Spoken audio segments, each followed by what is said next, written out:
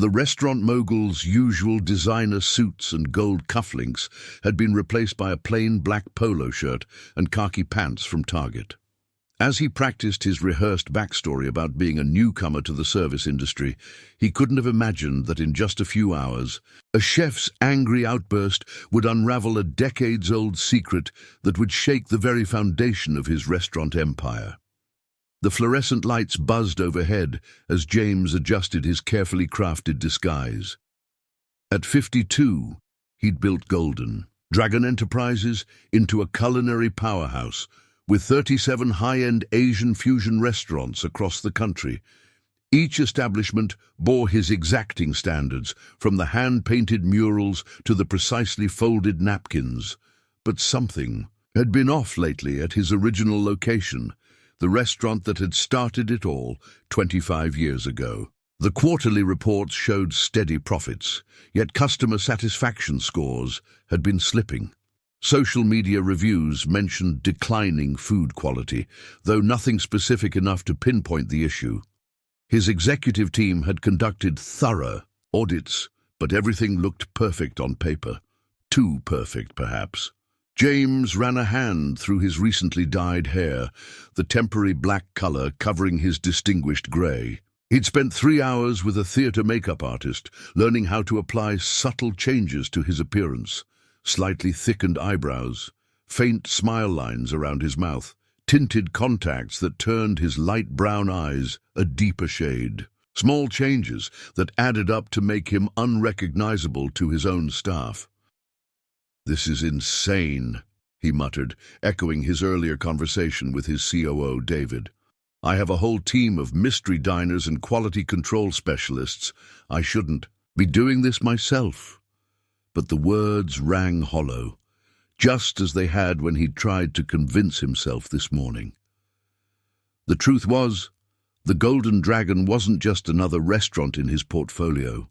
This building, with its weathered brick exterior and dragon-wrapped pillars, held the ghosts of his past. Every corner held a memory. The booth where he'd served his first customer, the kitchen where his father had taught him the secret to perfect, dim sum, the office upstairs where he'd signed the papers to buy the building after his parents passed. But lately, walking through these familiar halls felt different. The kitchen's symphony of chopping and sizzling seemed discordant, the dining room's elegant atmosphere somehow forced. Something was wrong at the heart of his empire, and no amount of corporate oversight was revealing the truth. A knock on the bathroom door startled him from his thoughts. "Hey, new guy. Jim, right? Manager wants all servers in the briefing room in 5. The voice belonged to Sarah, one of the senior servers he'd watched on the security cameras, known for her efficiency and warm smile with customers. "Be right there," James called back, pitching his voice slightly higher than his usual commanding tone. He took one last look in the mirror, straightening his polo shirt. The fabric felt rough against his skin, so different from his bespoke shirts that it helped him sink into his role. 25 years ago, he'd stood in this same bathroom, straightening a borrowed server's uniform, his hands shaking as he prepared for his first shift. Back then, the Golden Dragon had been his parents' dream, a small family restaurant struggling to stay afloat in a changing neighborhood. Now it was the flagship of an empire, but something of that original dream felt lost. The bathroom door squeaked.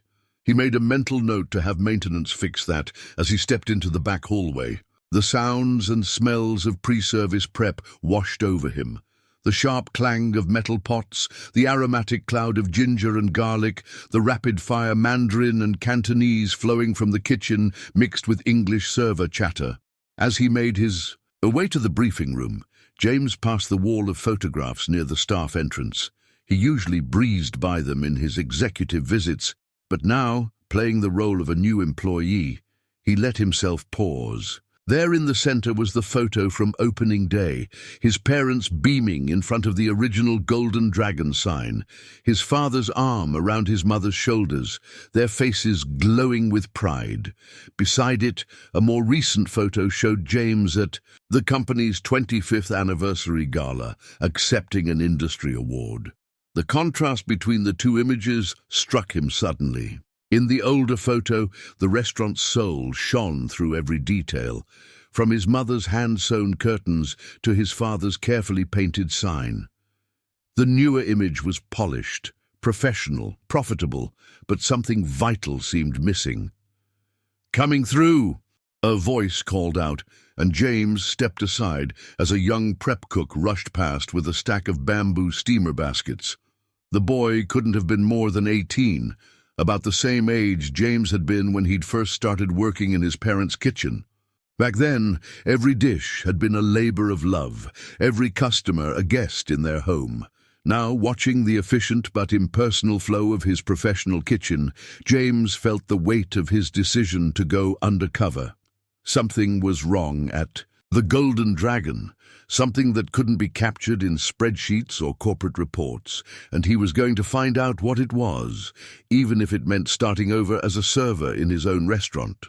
The employee briefing room was nothing like the elegant executive boardroom upstairs, where James usually held court. A dozen servers clustered around a scratched folding table, some perched on metal chairs, others leaning against walls adorned with faded food safety posters. The contrast between this room and his private office 2 floors above felt like a physical representation of how disconnected he'd become from his own restaurant's heart. "All right, team, we've got 2 VIP reservations tonight," Sarah announced, consulting her tablet. "Table 12 at 7, food critics from the Chronicle, and table 20 at 8, some corporate types from restaurant development." James felt a flutter in his stomach. He knew exactly who those corporate types were. His own quality control team, sent in as part of their regular audit. He'd insisted they maintain their scheduled visit to avoid raising suspicions about his undercover operation. As Sarah continued reviewing the evening's reservations, James studied his co-workers' faces. Marcus, a college student with spiky blue hair, doodled in his order pad. Elena, who'd been serving here longer than some of her colleagues had been, alive, methodically polished her pen with a napkin. And there in the corner, Chef Liu's face appeared in the kitchen door window, his expression unreadable as he observed the briefing. Chef Liu. The thought of him sent an uncomfortable ripple through James's chest. Michael Liu had been his father's last hire before passing away, a promising young cook fresh from culinary school. James had inherited him along with the restaurant, and over 2 decades, Liu had become the backbone of the Golden Dragon's kitchen. But lately their relationship had grown strained. Liu's innovative special requests were being denied by corporate, his staffing concerns dismissed as unnecessary. "Expenses. Jim?" Sarah's voice cut through his thoughts. "Since you're new, you'll be shadowing me tonight. We'll start you with drink service and food running, okay?" James nodded, trying to project the appropriate mix of nervousness and eagerness. He'd practiced this persona carefully. Jim Thompson, former retail manager, career-changing at 45 after a divorce. Close enough to his real age to be believable, far enough from his actual life to be safe. The briefing dispersed. Servers, scattering to begin their pre-service tasks. James followed Sarah into the main dining room, where the evening sun streamed through the restaurant's signature stained glass windows, casting dragon-shaped shadows across the burgundy carpet. His mother had designed those windows, spending months working with an artisan to get the colors just right. "First thing," Sarah explained, "we check every table setting. The Golden Dragon has incredibly high standards. Supposedly, Mr. Chen himself inspects random tables when he visits." She demonstrated the proper alignment of chopsticks and soup spoons, unaware that her trainee had written those very specifications. 3 credit card widths between each piece, she recited, just like in the manual. James felt a strange mix of pride and discomfort. His attention to detail had helped build this brand, but hearing his standards repeated like religious doctrine made them sound cold, mechanical. He remembered his father's simple rule: set the table like you're welcoming family. As they worked their way through the dining room, Sarah shared her insider's perspective on the restaurant. "The Golden Dragon used to be different," she said, adjusting a slightly crooked water glass. "When I started 5 years ago, Chef Liu would come out and talk to guests about their meals, suggest personal wine pairings. Now everything has to go through corporate approval. Even the specials are standardized." James's hands stilled on the napkin he was folding. "What changed?" he asked, careful to keep his tone merely curious. Sarah shrugged. "Growth, I guess. We're part of a big chain now. Everything's about consistency and profit margins. Don't get me wrong," she added quickly, glancing around as if afraid of being overheard. "The pay is good, and the benefits are better than most restaurants. But sometimes it feels like we've lost something. Chef Liu says—" She stopped herself, blushing slightly. "Never mind, I shouldn't gossip." Before James could press further, the kitchen doors burst open and the man himself emerged. Chef Michael Liu had aged well over the 20 years James had known him. His black hair now streaked with distinguished silver, his chef's whites still immaculate, despite the long hours in the kitchen. But there was something different in his bearing, a tension in his shoulders, a tightness around his eyes that James had never noticed during his official visits. "Sarah," Liu called out, his voice carrying the authority of decades in professional kitchens. "I need you to change the specials board.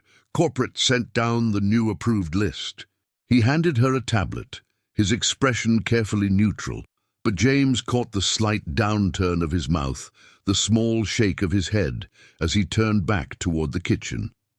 James watched Liu disappear through the swinging doors, remembering a different time when the chef would bound out of his kitchen with excitement over a new dish he'd created, eager to share his latest culinary innovation. What had happened to that passion? And more importantly, what had James's corporate policies done to suppress it? The weight of this realization settled uncomfortably in his stomach as he continued his training rounds with Sarah.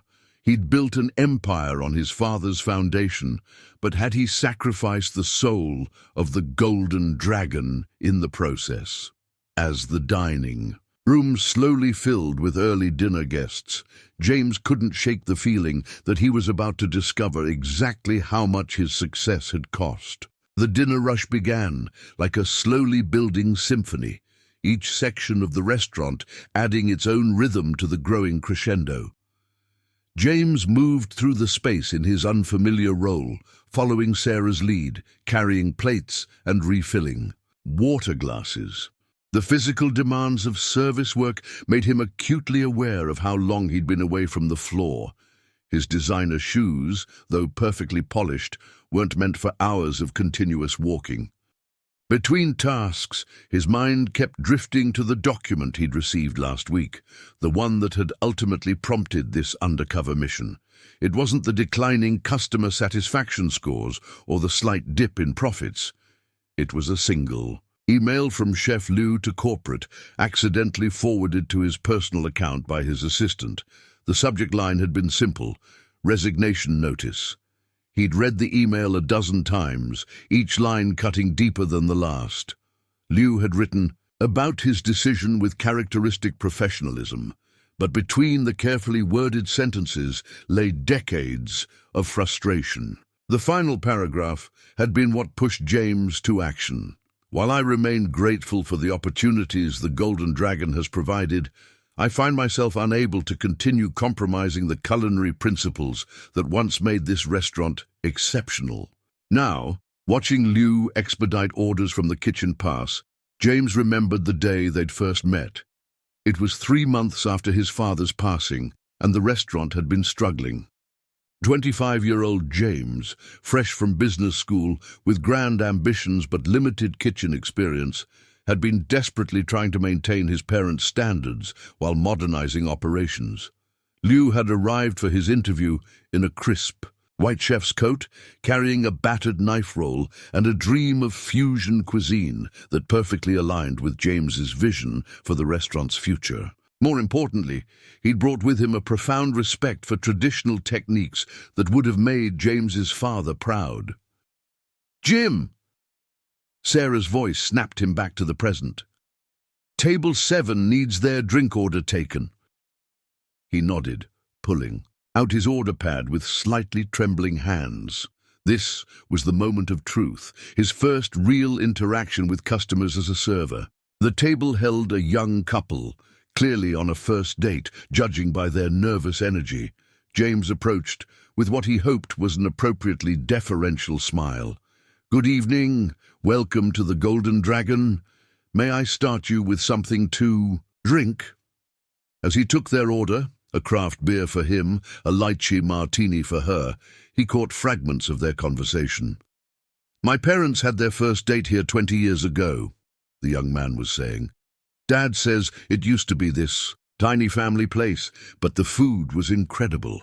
They still talk about this amazing duck dish the old chef used to make." James's pen froze above his notepad. He knew exactly which dish they meant, his father's Peking duck, prepared through a 3-day process that had been deemed too time-consuming and inconsistent for chain operations by the efficiency consultants 5 years ago. The memory of that decision meeting flooded back. Liu had fought passionately to keep the traditional preparation method, arguing that it was part of the Golden Dragon's heritage. James had sided with the consultants, implementing a standardized 24-hour preparation process across all locations. The profit margins had improved by 3-2%, a success by corporate standards. But as he hurried to the bar to place the drink order, another memory surfaced. His father teaching him to cook that very duck recipe when he was just 12 years old.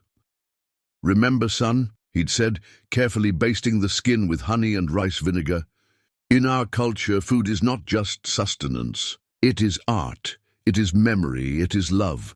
When we rush the process, we disrespect not just the dish, but everyone who taught us to make it." At the bar, James found himself face to face with an old photograph he'd walked past countless times during his executive visits. It showed his father and a much younger Liu, proudly displaying that signature Peking duck. The date stamp indicated it was from Liu's first month at the restaurant. Both men were beaming, their chef's whites splattered with sauce, their faces glowing with shared pride in their creation. The bartender cleared his throat, startling James from his contemplation. "First day jitters?" he asked kindly, noting James's distraction. "Don't worry, you'll get the hang of it. Though between you and me," he lowered his voice, glancing toward the kitchen, "you picked an interesting time to start. Word is, Chef Liu's about to quit."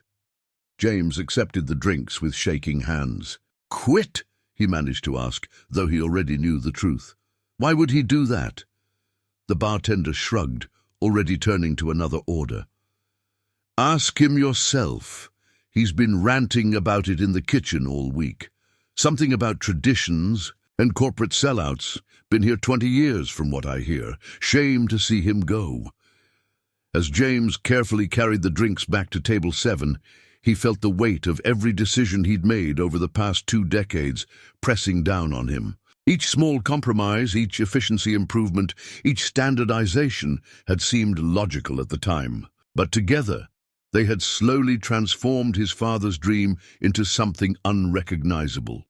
The young couple thanked him for their drinks, still lost in their own world. As he turned away, he heard the young woman ask, "So what happened to the original duck recipe?" Her date's response faded into the dining room's ambient noise, but the question echoed in James's mind. What had happened? Not just to the duck recipe, but to everything his parents had built. And more importantly, what had happened to the young restaurateur who had once promised to honor their legacy while building something greater. The dining room's atmosphere shifted as evening settled in, transforming from the warm golden light of sunset to the intimate glow of carefully positioned sconces. James moved between tables with growing confidence, his businessman's eye noting every detail of the restaurant's evening operations from this new perspective. The kitchen's rhythm had changed too. The steady preparation of early dinner service had given way to a controlled frenzy as more orders flooded in. Through the service window, James caught glimpses of Liu orchestrating his team with the precision of a symphony conductor. Each cook moved with practiced efficiency, but something was missing from their choreography. The joy, the creative energy that had once defined the Golden Dragon's kitchen. "Order up for table 12. Liu's voice carried over the kitchen. Noise. James watched as Sarah collected an artfully plated appetizer, the restaurant's famous dim sum sampler. The presentation was flawless, exactly matching the corporate template photo posted in the kitchen. Perhaps too flawless, he thought, remembering how his father used to add small creative flourishes to each plate, making every dish unique. As he delivered water to a nearby table, James overheard the food critics from the Chronicle discussing their appetizers. "Perfectly adequate," the woman was saying, making notes on her phone, "but nothing surprising. Nothing that makes it stand out from any other upscale Asian fusion place." Her companion nodded, photographing his plate from various angles. "Consistent with the chain's other locations. Safe choices, reliable execution. Your readers will know exactly what to expect." He didn't sound particularly impressed. James felt each word like a physical blow. Consistent, safe, reliable. The very qualities he'd strived to implement across his restaurant empire were now being described like faint praise for a mediocre performance. He remembered the reviews from the Golden Dragon's early days. Innovative, daring, a culinary, adventure. When had excellence become synonymous with predictability? A commotion from the kitchen drew his attention. Liu's voice, usually controlled even in the heat of service, had risen above the typical kitchen noise. "No, absolutely not. I won't serve it like this." James moved closer to the service window, pretending to organize his serving tray. "But chef," a young line cook protested, "the corporate recipe card says—" "I don't care what the corporate recipe card says." Liu's response was sharp enough to turn heads in the dining room. "This sauce is wrong. The balance is all wrong. Give me the wok." James watched through the window as Liu took over the station, his movements quick and assured. The chef added ingredients with practiced precision, but without consulting any recipe card or measuring tool. A dash of this, a splash of that. All from memory and instinct. The other cooks gathered around, watching with a mixture of awe and anxiety. "This," Liu announced, lifting the wok to show his team, "is how the sauce should look. This is how Mr. Chen Sr. taught me to make it 20 years ago." He dipped a tasting spoon into the sauce and held it out to the line cook. "Taste the difference." The young cook's eyes widened as he tasted. That's incredible." "Chef, but won't we get in trouble? The corporate audit team is coming tonight." Liu's response was cut off by the arrival of more orders, but James had heard enough. He retreated to the service station, mechanically folding napkins as his mind raced.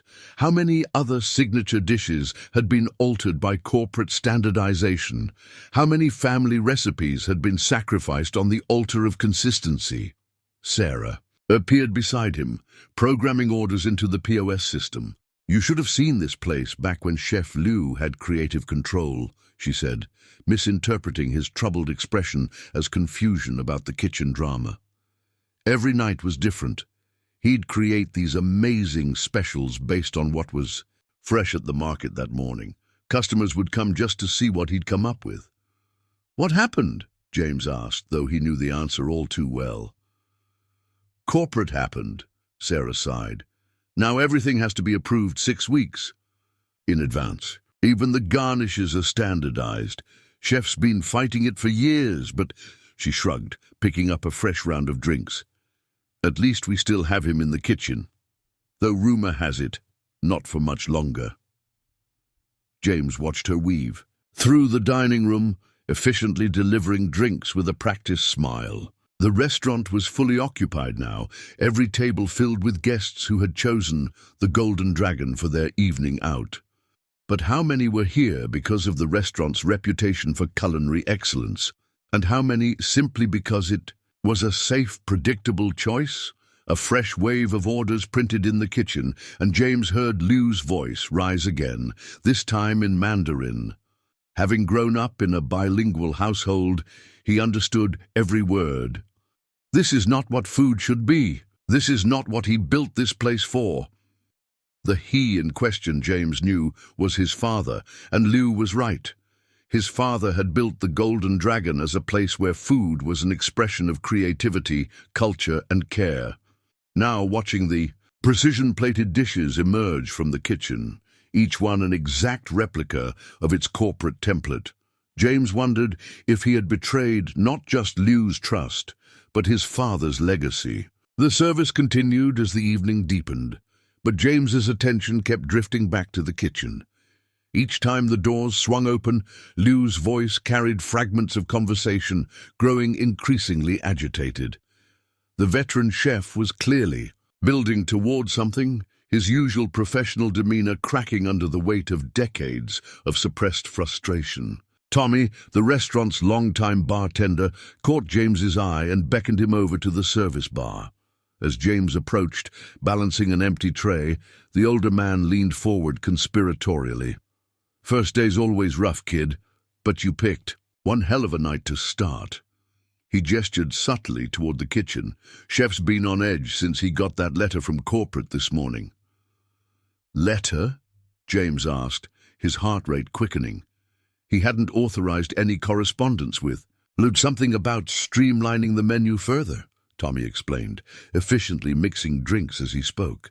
His hands moved with the fluid grace of someone who'd performed these motions thousands of times.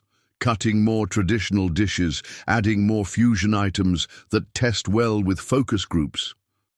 The disdain in his voice was barely concealed. Tommy had been with the Golden Dragon almost as long as Liu, James realized. He'd been hired by James's father just months before his passing. Now, watching the bartender's practiced movements, James noticed the same tension he'd seen in Liu. The strain of maintaining standards while working within increasingly restrictive corporate guidelines. "Been here 23 years, Tommy continued, as if reading James's thoughts.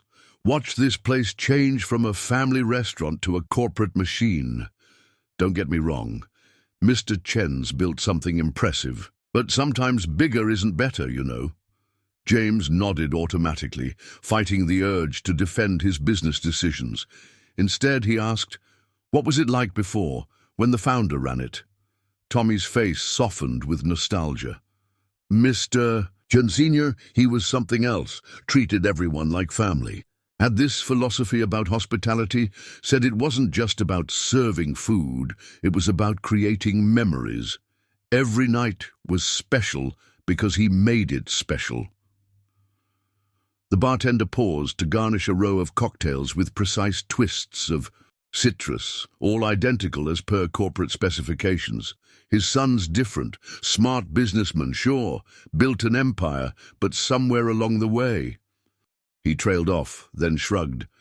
"Well, let's just say I haven't seen him actually talk to a customer in years. Probably wouldn't even recognize his own staff anymore." The irony of that statement wasn't lost on James. Here he was, unrecognized by an employee who'd served under him for over 2 decades. When had he become so removed from the heart of his own restaurant? "Take Chef Liu," Tommy continued, handing James a tray of drinks to deliver. "Man's a genius in the kitchen. Mr. Chen Sr. used to let him experiment, create special dishes for regular customers. Now everything has to go through corporate approval, 3 months of testing and focus groups just to change a garnish." Before James could respond, a crash from the kitchen cut through the dining room's ambient noise. Lou's voice followed, louder than before, switching rapidly between English and Mandarin. "I can't do this anymore. This is not cooking. This is assembly line work." Tommy winced. "Been building to this all week. Ever since he submitted his resignation, he actually submitted it." James interrupted, then quickly tried to cover his too intense reaction. "I mean, I heard rumors, but—" "Gave his notice yesterday," Tommy confirmed, starting another round of drinks. 30 days, though I wouldn't be surprised if he walks. Sooner, especially after that letter today." He shook his head sadly. "End of an era. First the traditional recipes, now Chef Liu. Sometimes I wonder if Mr. Chen realizes what he's losing." James gripped the drink tray tightly, his knuckles white. He'd known about Liu's resignation email, but he hadn't known the chef had officially submitted it. And what letter from corporate? He made a mental note to check with his assistant. Someone in the corporate office must have taken initiative without consulting him. "You know what the real shame is?" Tommy added, sliding the last garnish into place. "Mr. Chen's son, James. He used to love this place as much as his father did. I remember him working every station in the kitchen, learning everything he could. Had real talent, too. His father was so proud." The bartender's eyes grew, distant with memory. "Wonder what that kid would think of what his restaurant's become." The weight of Tommy's words, combined with the drinks tray, made James's arms tremble slightly. He remembered those days with vivid clarity. Learning every aspect of restaurant operations, not because his father forced him, but because he genuinely loved it. When had that passion been replaced by spreadsheets and profit margins? A fresh burst of argument from the kitchen snapped him back to the present. Liu's voice had taken on a new edge of desperation. "These recipes, these are not just instructions. On paper, they are stories, traditions, memories. But now we might as well be robots." James delivered the drinks mechanically, his mind racing. Through Tommy's eyes, he saw his transformation from passionate restaurateur to corporate executive. With painful clarity, each decision that had seemed logical from a business perspective had slowly eroded the soul of what his father had built. As the evening progressed, James found himself settling deeper into his role as Jim the server.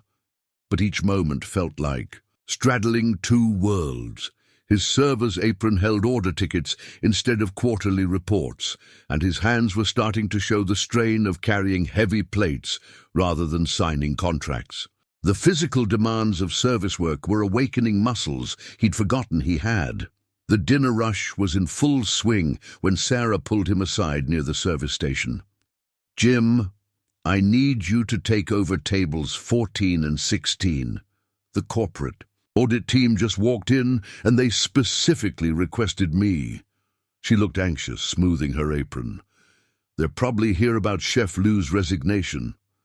James's stomach tightened. He recognized Marcus Wong and Patricia Alvarez from his quality control department the moment they walked in, though they'd never seen him in this context.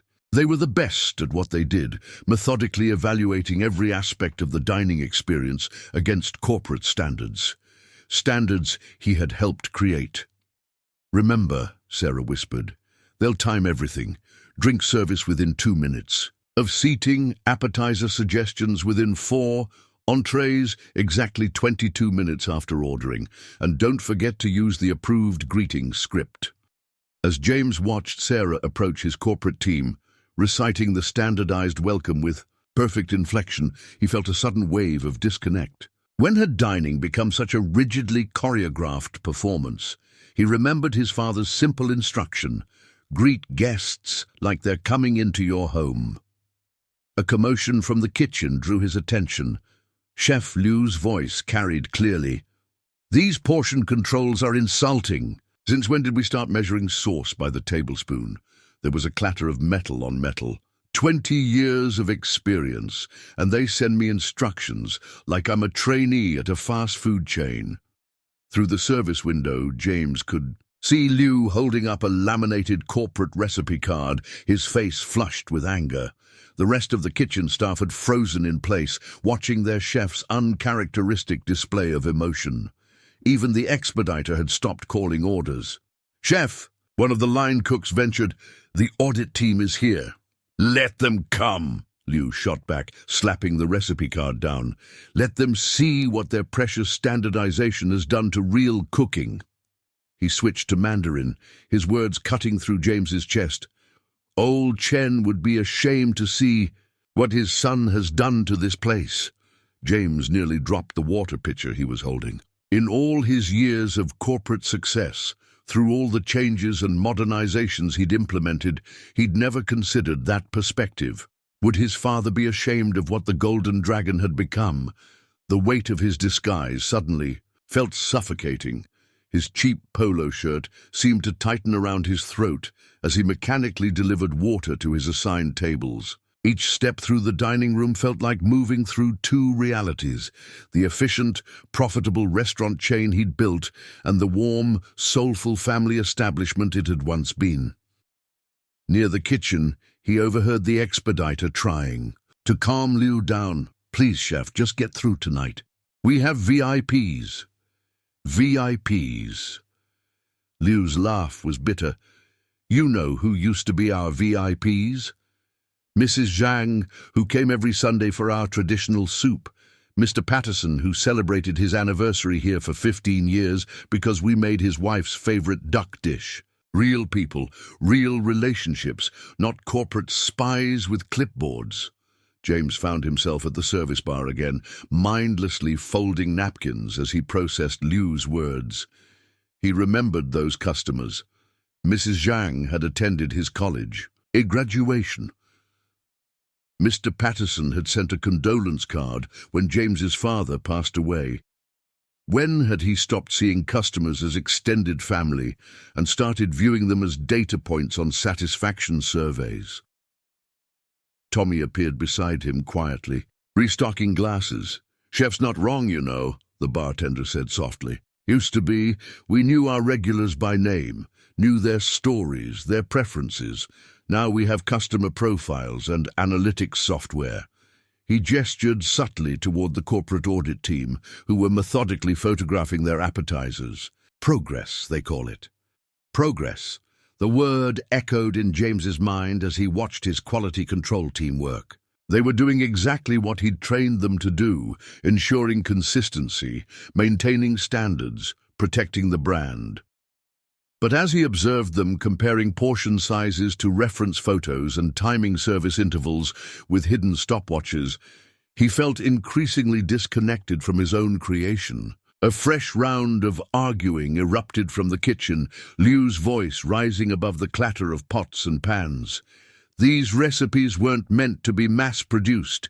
Each dish should tell a story, have a soul. There was a pause, then quieter, but still audible. "I can't do this anymore. I won't be the one to kill what old Chen built." James stood frozen, napkin forgotten in his hands, as the full impact of his transformation hit him. In his drive to build something bigger, something more successful, he'd systematically stripped away everything that had made the Golden Dragon special, and Chef Liu, the last true connection to his father's vision, was about to walk away. Sarah's voice cut through James's thoughts. "Jim, orders up for 14. He hurried to the kitchen window, where 3 plates waited under the warmers. As he reached for them, Liu's voice rang out sharply in Mandarin. "Stop! Those portions are wrong!" The chef stormed over, his whites spattered with sauce, dark circles under his eyes betraying his exhaustion. He gestured at the plates in frustration. "Look at this. Corporate says 4 ounces of protein, measured to the gram, but this cut is leaner than usual. It will overcook. The portion should be adjusted to maintain quality, not blindly following. Numbers on a page." James stood motionless, tray half raised, as Liu continued his tirade. "You know what old Chen would say about this? He would say we're disrespecting the ingredients. He would say we've forgotten the heart of cooking." The chef switched back to English, addressing the whole kitchen now. Every dish that leaves this kitchen carries our name, our reputation. But what reputation are we protecting when we prioritize uniformity over quality? Through the service window, James could see the corporate audit team making notes on their tablets. Patricia was frowning slightly. She'd undoubtedly heard Liu's outburst. This wasn't going to look good in their report. But for the first time in years, James found himself questioning whether that should be his primary concern. "Chef," the expediter pleaded, "please, the customers are waiting."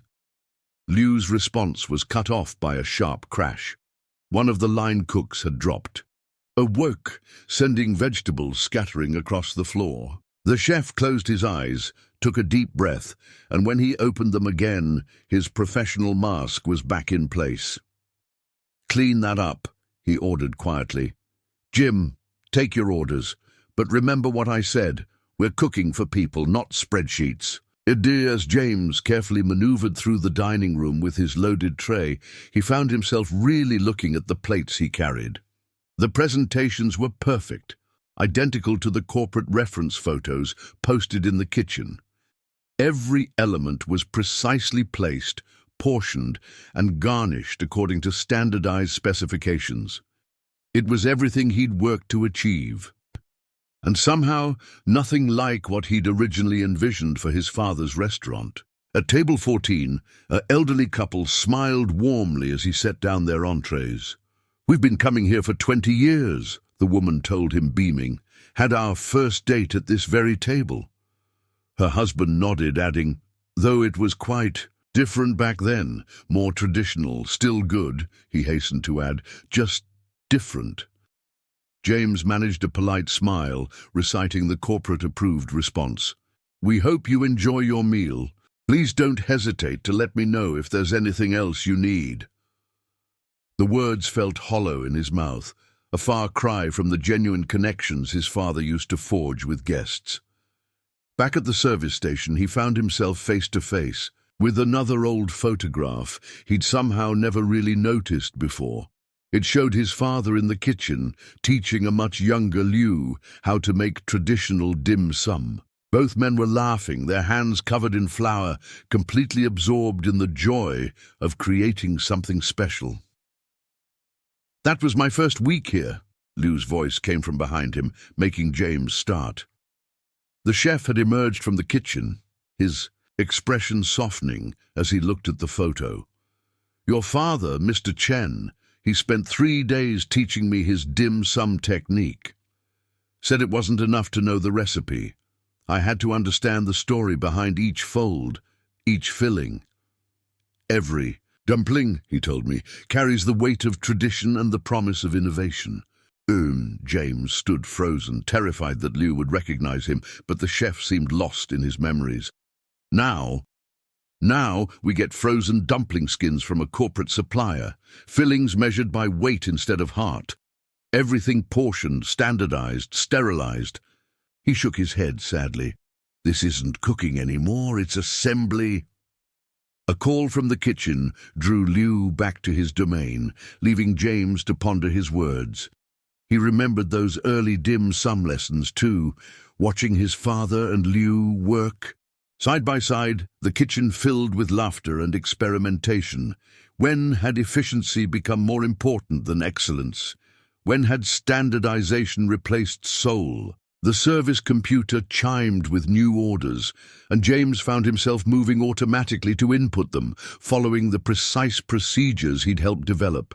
Each keystroke, each standardized modifier, each portion control specification now felt like another brick in the wall he'd built between his father's dream and his own ambition.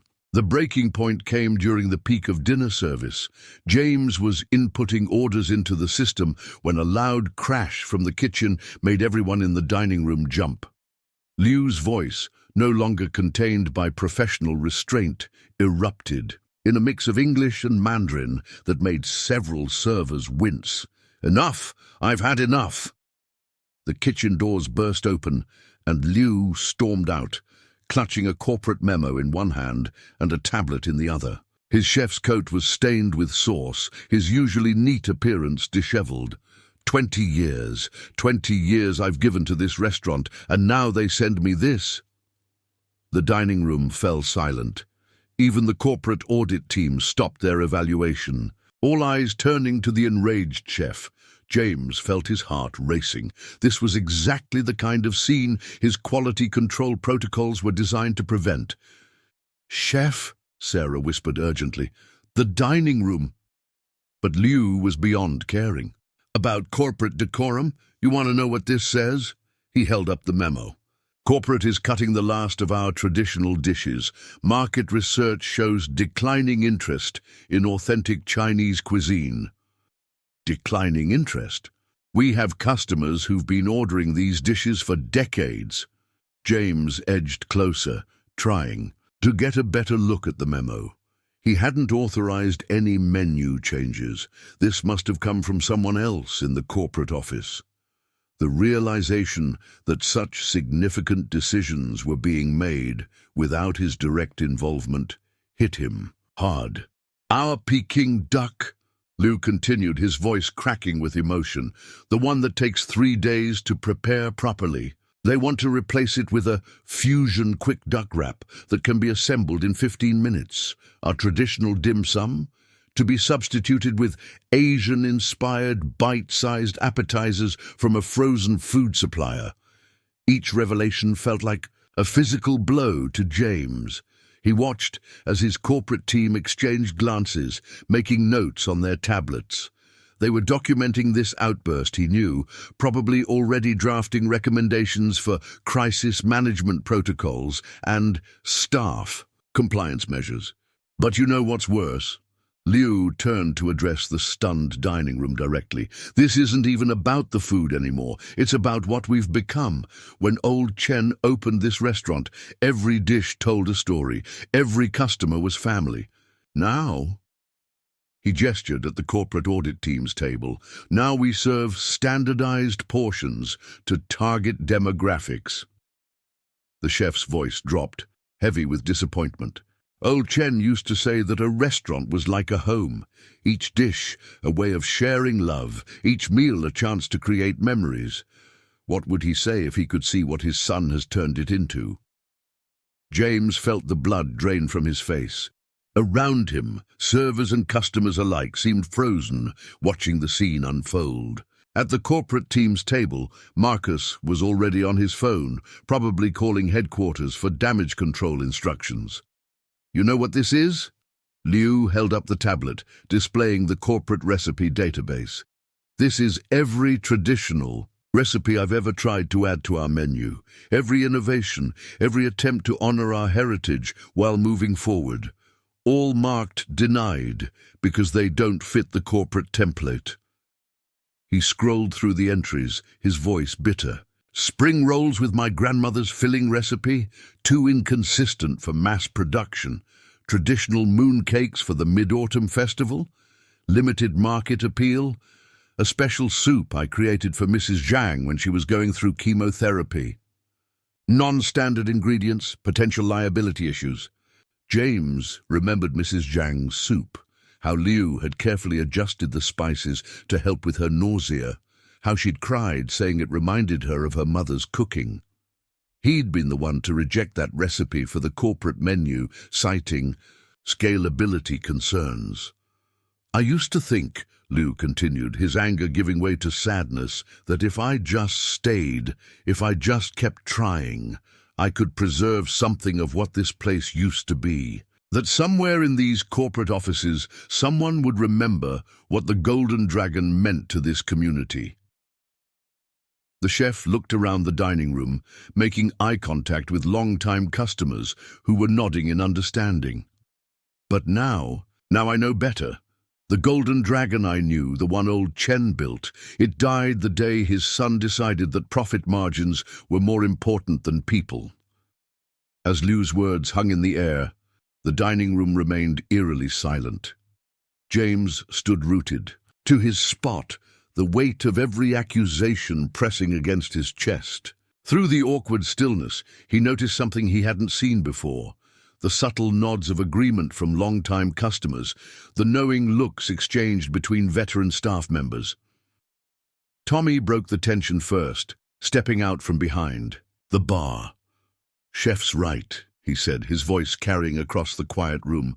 "I've been here since the beginning, watched it all change. Used to be, when someone celebrated a birthday here, we'd all sing. Not some corporate-approved jingle, but real songs, sometimes in Chinese, sometimes in English. Mr. Chen Sr. would come out of the kitchen, tell stories about the dishes he'd prepared specially for the occasion. Other staff members began adding their voices, as if Liu's outburst had broken a dam of long-suppressed feelings. Elena, the veteran server, spoke up from near the host stand.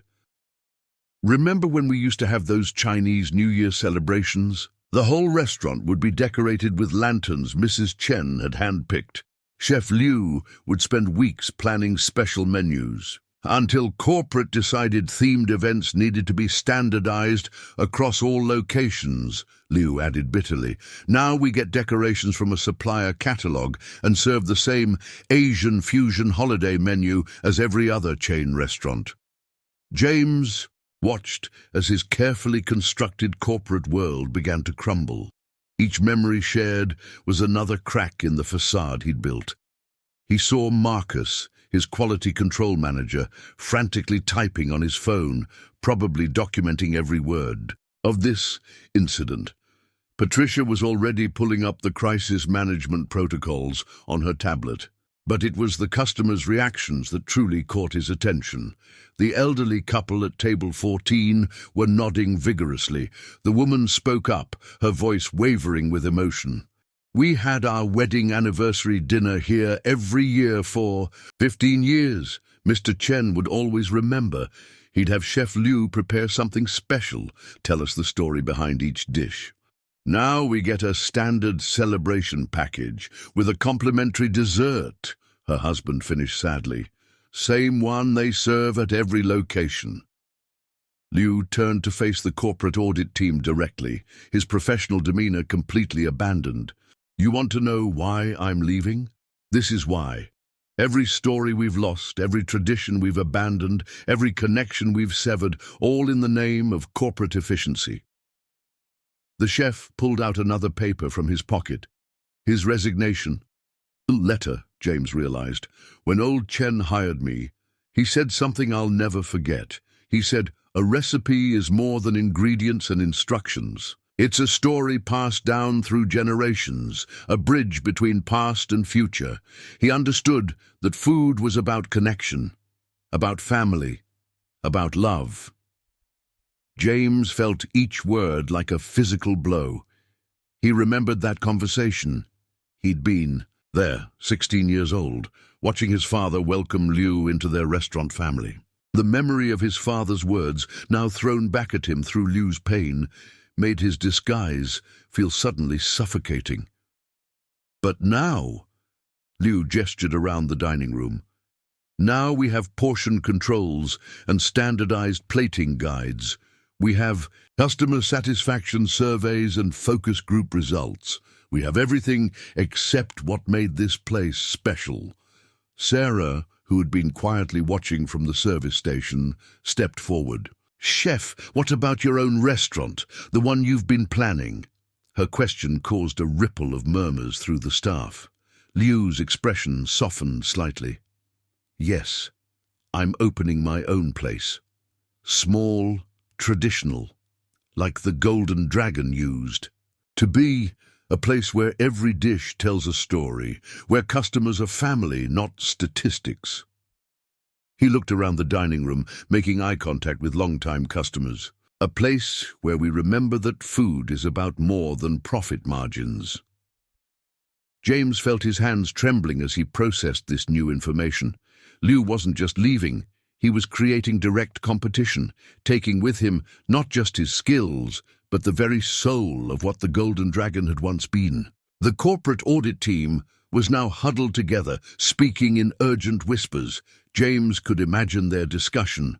Risk assessments, damage control strategies, media response plans, everything measured, analyzed, quantified, except the human cost of what they'd lost. As the tension in the dining room reached its peak, the corporate audit team rose from their table. Marcus, clearly uncomfortable with the public display of emotion, approached Liu with his tablet in hand. "Chef, I understand you're upset, but this isn't the appropriate forum for—" "Appropriate?" Liu cut him off, his voice sharp. "Let me show you what's appropriate." He strode to the kitchen doors and pushed them open wide. "Come, all of you, see what your corporate efficiency has done to our kitchen." To James's surprise, customers began standing up, drawn by the raw emotion. In Liu's voice, even the elderly couple from table 14 rose slowly, holding hands as they approached. The corporate team exchanged uncertain glances, but followed, their tablets still recording everything. Inside the kitchen, Liu moved to a large prep table. "Here," he said, pulling out containers of pre-measured ingredients. "This is what cooking has become. Everything portioned, everything standardized, no tasting, no adjusting, no understanding of how ingredients work together." He opened the corporate-mandated recipe tablet. Every dish reduced to assembly instructions. James hung back near the door, watching as Liu continued his impromptu tour. The chef stopped at a stack of boxes, ripping one open to reveal vacuum-sealed packages. "Our signature sauce bases, mass-produced in a factory, shipped frozen. You know how we used to make these? Fresh every morning? Mr. Chen taught me the proper way to toast the spices, how to balance the flavors based on the season, the ingredients, the weather itself." The elderly woman touched one of the packages, her expression sad. "I remember when you could smell those sauces being made from the street. People would come in just asking what was cooking." Liu nodded, then moved to a large screen mounted on the wall, the kitchen management system James had implemented 5 years ago. This tracks every order, times every dish, monitors every movement. Perfect efficiency. His voice dripped with sarcasm. "It tells us exactly how long each dish should take, down to the second. But you know what it can't tell us? It can't tell us when a regular customer comes in looking sad and needs their comfort food cooked with extra care. It can't tell us when someone's celebrating a special occasion and deserves something memorable." James watched as his corporate team documented everything, their faces professionally neutral. But he could see some of the younger kitchen staff nodding in agreement, while the veteran cooks looked down at their stations with barely concealed emotion. "And this," Liu said, opening a filing cabinet near his office, "this is what finally broke me." He pulled out a thick folder labeled "Recipe Submissions Denied." 20 years of trying to keep tradition alive. 20 years of attempting to balance innovation with heritage. All rejected because they didn't fit the corporate template. He spread the papers across the prep table, hundreds of carefully written recipes, each bearing a red "denied" stamp. "Look at these notes. Too time-consuming. Ingredients not available through approved suppliers. Preparation method too complex for standardization." James stepped closer, recognizing his own signature on many of the rejection forms. Each one had seemed logical at the time, viewed through the lens of efficiency and scalability. But seeing them all laid out like this, years of rejected creativity and tradition, made his chest tight. This one, Liu held up a particularly worn page, was old Chen's favorite festival dish. He made me promise to keep it alive. But corporate decided it was too regional, limited appeal. He turned to the corporate team. "Do you know what happens to a culture when we decide its traditions have limited appeal? They die, one corporate decision at a time." Sarah, who had followed the group into the kitchen, spoke up softly. "Is that why you're really leaving, Chef? Because of all this?" Liu's anger seemed to deflate slightly, replaced by a deep sadness. "I'm leaving because I finally realized something. The golden dragon I fell in love with, the one old Chen created. It doesn't exist anymore. This place." He gestured around the kitchen. "This is just a profitable ghost." As Liu's words echoed through the kitchen, James noticed something he'd somehow missed in all his executive visits. A small shrine tucked away in the corner of Liu's office. Through the doorway, he could see the familiar face of his father, smiling from a faded photograph, surrounded by incense holders and small offerings. "You want to know what really matters," Liu said, following James's gaze. He walked into his office and emerged with a tarnished metal container. This is what matters." The chef placed it reverently on the prep table, his hands trembling slightly as he opened the lid. Inside was a collection of old recipe cards, their edges worn soft with use, covered in his father's distinctive handwriting, a mix of Chinese characters and English notes. James recognized them immediately. They were his father's original recipe cards, the foundation of the Golden Dragon's menu. "Old Chen gave these to me the week before he passed," Liu explained, his voice thick with emotion. "Said as long as I had these, his spirit would stay in the kitchen." He carefully lifted one card, showing the faded writing to the gathered crowd. "Look at these notes. Not just ingredients and temperatures, but stories.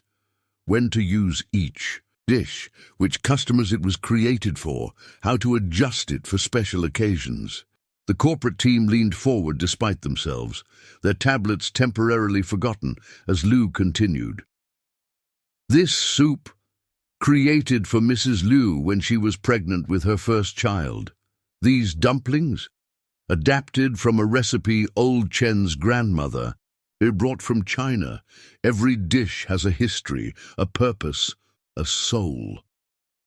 James stepped closer, his heart pounding as he recognized specific cards. There was the special fried rice his father had created for his 10th birthday, noted with James's favorite in the corner. The modified dim sum recipe developed when their elderly neighbor needed softer foods. Each card was more than a recipe. It was a memory preserved in ink and paper. But now, Liu carefully returned the cards to their container. "Now we have this." He picked up the corporate tablet, its screen displaying the standardized recipe database. No stories, no soul, just procedures and portion sizes. We've traded heritage for efficiency. The elderly customer who had followed them into the kitchen stepped forward, reaching out to touch one of the old recipe cards. "I remember this one," she said softly. "Your moon cakes for the Mid-Autumn Festival. My daughter had her first one here 20 years ago." "Corporate discontinued those 5 years ago," Liu replied. "Said the preparation time wasn't cost-effective." He looked directly at the audit team. "Do you understand what we lost? It wasn't just a menu item. It was a connection to culture, to community, to tradition." James watched as Liu carefully closed the metal container, his movements almost ritualistic. The chef's hands lingered on the lid, as if reluctant to break contact with this last tangible connection to the restaurant's soul. "When old Chen gave me these," Liu continued, his voice barely above a whisper, "he made me promise something. He said, 'Michael, a restaurant is more than walls and tables. It's a keeper of memories, a maker of moments. Promise me you'll remember.'" "That?" The chef's voice cracked. "I've tried. For 20 years, I've tried. But how can we keep memories alive when everything that made them special has been standardized out of existence?"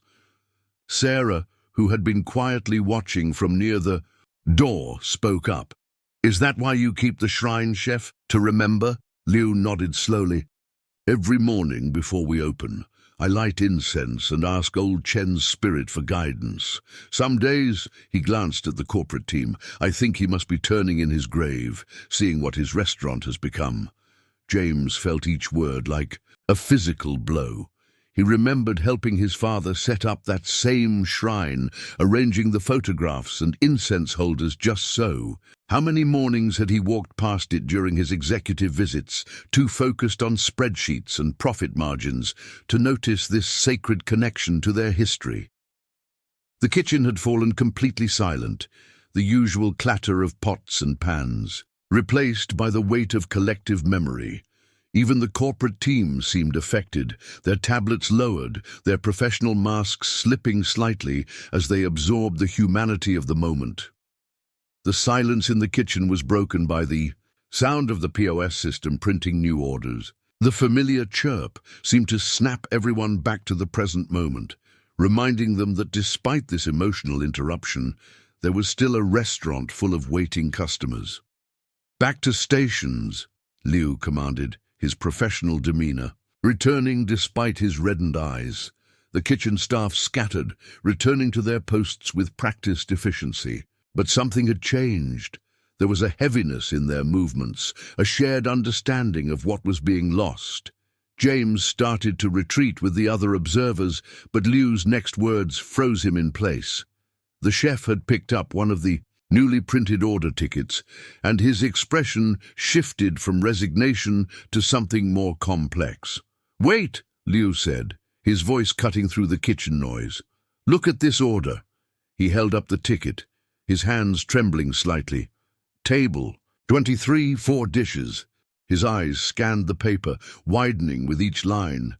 Honey-glazed walnut shrimp, old-style braised pork, lotus root soup, dragon pearl mushrooms. Tommy, who had followed the group into the kitchen, stepped forward. "What about it, chef?" Liu's response was barely audible. "These aren't on our current menu." He looked up, his expression a mix of confusion and something else, something that made James's heart race. "These are old Chen's original recipes, the ones we had to discontinue years ago." James felt the blood drain from his face. In his emotional state, watching Liu's breakdown, he'd filled out his own table's order form on autopilot, writing down dishes he remembered from his childhood. Dishes his father had created, dishes that hadn't been served at the Golden Dragon in years. "But that's impossible," Sarah said, peering at the ticket. "The system shouldn't even allow orders for discontinued items." Liu wasn't listening. He was staring at the order ticket as if it held some hidden message. Only someone who knew the original menu would even know these dishes existed. His eyes narrowed. Someone who knew old Chen's cooking. James tried to back away, but he bumped into a prep table, causing a stack of metal bowls to clatter. All eyes turned to him, and he saw the moment of recognition dawn in Liu's face.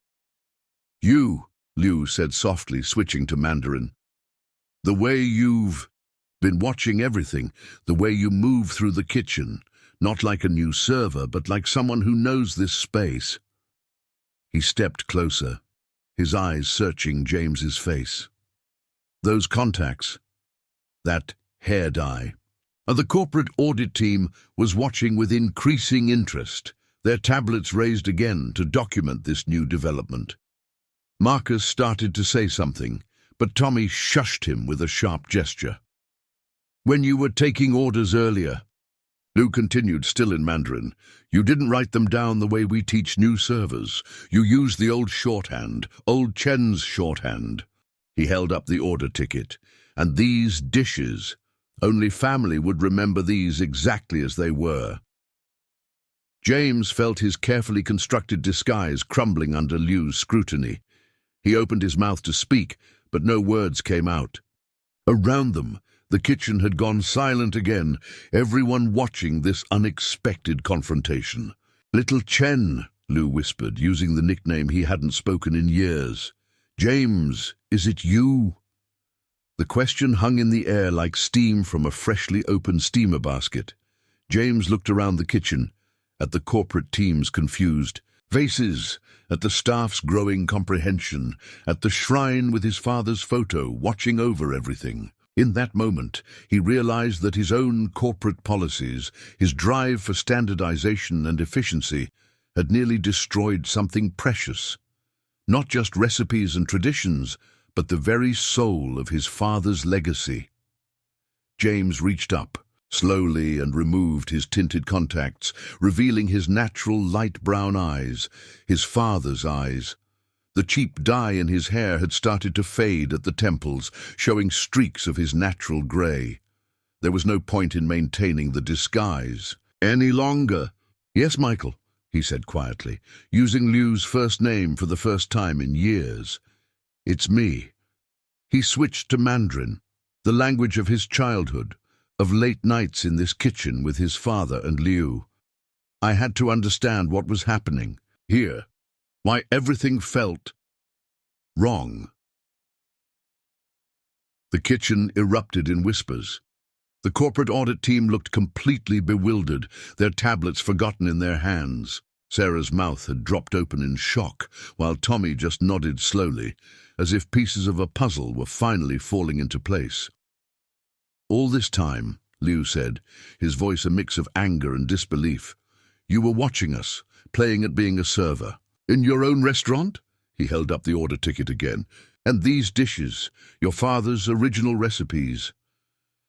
"I remember every one of them," James replied, his voice growing stronger. "The honey-glazed walnut shrimp that took you 3 months to perfect. The old-style braised pork that Dad would only make for special occasions. The lotus root soup that won our first restaurant award." Liu's expression softened slightly at the memories, but his eyes remained sharp.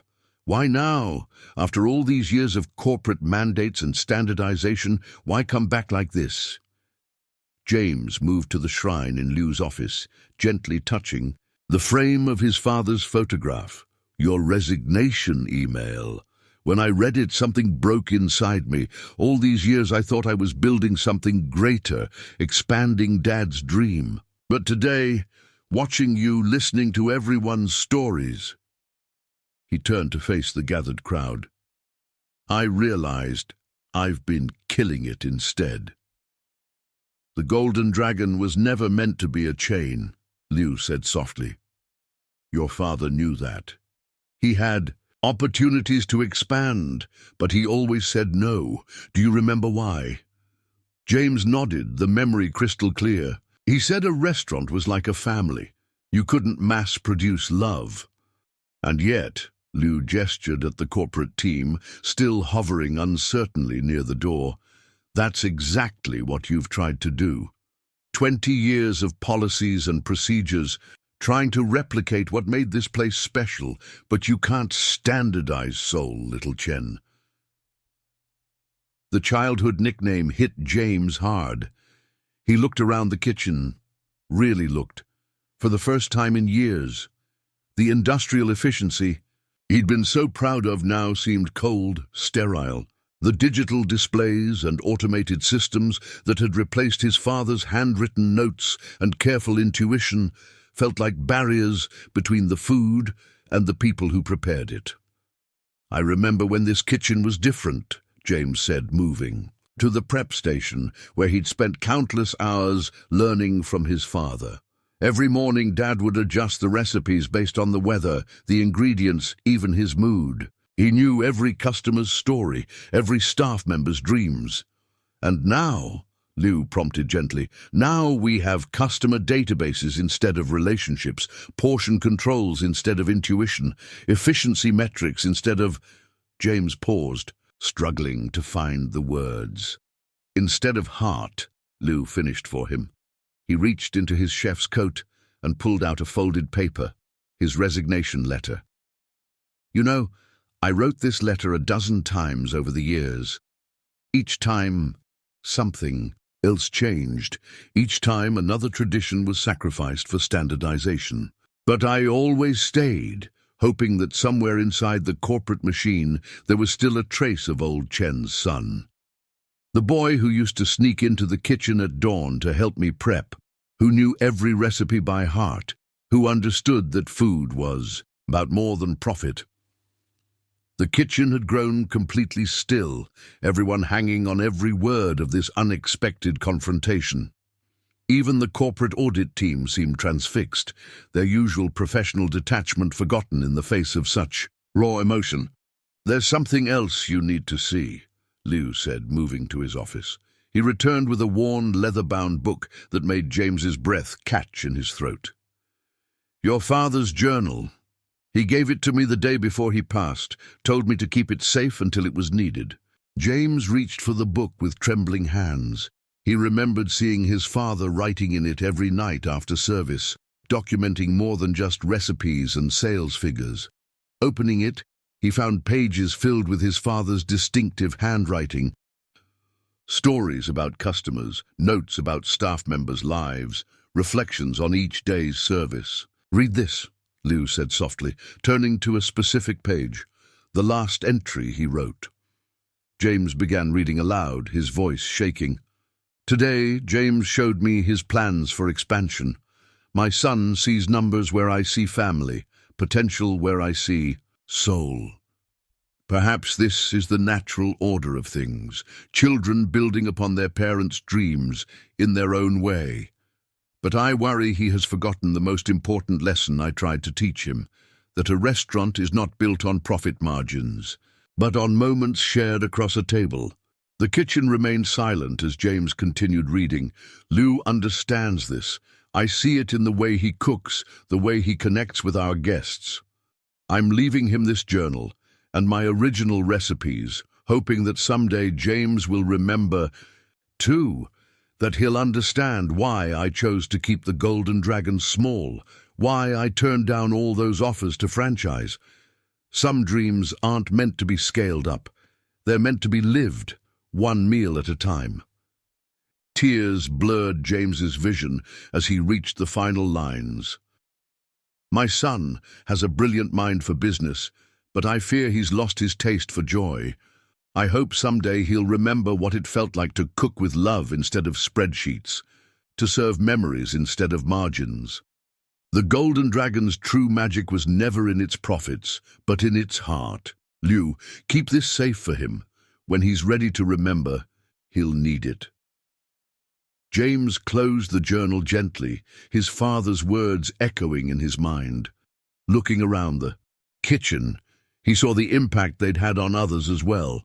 Several staff members were wiping their eyes. Even Marcus, his ever-professional quality control manager, looked moved. "Every morning," Liu said quietly, "before I light the incense at his shrine, I read a page from this journal, to remind myself why I stayed so long, why I kept fighting against every corporate change that stripped away another piece of his legacy." He gestured at the shrine. "Your father understood something that took me years to learn. That true. Success can't be measured in dollars or market share." Sarah stepped forward, her earlier shock at James's identity replaced by understanding. "That's why you always ask about our lives, isn't it, Chef? Why you remember our birthdays, our families? You're keeping his way alive?" Liu nodded. Old Chen believed that a restaurant was more than just a business. It was a keeper of stories, a maker of memories. Every dish we served was part of someone's story. He turned to James. "Remember Mrs. Zhang's 80th birthday? How your father spent 3 days preparing her favorite dishes, recreating flavors from her childhood in Shanghai? The whole staff stayed late to celebrate with her." James remembered, the memory suddenly vivid. Dad said it wasn't overtime. It was family time. He looked at his corporate team, their tablets still recording everything. When did we stop seeing it that way? When did we start measuring success in table turnover rates instead of shared moments? James walked slowly around the kitchen, running his hand along the stainless steel counters that had replaced his father's well-worn wooden prep tables. Each step brought back memories. The spot where he'd first learned to fold dumplings, the corner where his father would take power naps between lunch and dinner service, the window where they'd watch summer thunderstorms roll in. "I need to understand everything," he said finally, turning to Liu. "Not just what we've lost, but how we lost it. Show me what these corporate policies really mean in practice." Liu exchanged glances with the kitchen staff, then nodded. "Let's start with breakfast prep." He moved to the walk-in refrigerator, pulling out containers of pre-measured ingredients. "Remember how we used to begin each day? Your father would Go to the market at dawn. Choose the freshest ingredients. Plan the day's specials based on what looked best. Now, everything comes from approved suppliers, James acknowledged, picking up a vacuum-sealed package of pre-cut vegetables. Standardized portions, standardized quality, standardized mediocrity, Liu corrected gently. He opened his recipe binder, showing James pages of corporate specifications. Look at our soup base. We used to simmer it for 12 hours, adjusting the seasonings throughout the day. Now, he held up a container of concentrated stock, reconstituted from paste, because real broth-making was deemed too time-consuming and inconsistent. The corporate audit team had drawn closer, their professional detachment cracking as they watched this unusual interaction between CEO and chef. Patricia was frantically whispering into her phone, probably trying to contact headquarters for guidance on this unprecedented situation. "The dumplings," James said suddenly, moving to the prep station. "Show me how we make them now." Liu's expression tightened, but he complied. Pre-made wrappers from the corporate supplier. Filling mixed according to exact specifications. No adjustments allowed for seasonal variations in ingredients. He demonstrated the assembly process, quick and efficient. 3 pleats exactly, no more, no less. Because corporate decided that was the optimal balance between appearance and production speed. And before? Liu's hands moved from muscle memory, creating the traditional pattern James remembered from his childhood. 6 pleats minimum, each one representing a different blessing. The filling adjusted daily, based on the ingredient's moisture content, the humidity in the air, the phase of the moon, if you asked your father. A ghost of a smile crossed his face. He always said dumplings were like people. No two should be exactly alike. James picked up one of the corporate standard dumplings, then one of Liu's traditionally folded ones. The difference was subtle but undeniable. One was perfect but soulless, the other slightly irregular but full of character. "The sauce station," he said next, moving through the kitchen like a man retracing his steps through a forgotten dream. Dad used to say this was the heart of the kitchen. Liu followed him, opening cabinets to reveal rows of pre-packaged sauce bases. All pre-measured, pre-mixed, ready to heat and serve, no variation allowed. He pulled out his phone, scrolling through photos until he found one from years ago. This is how it used to look. The photo showed a much simpler setup.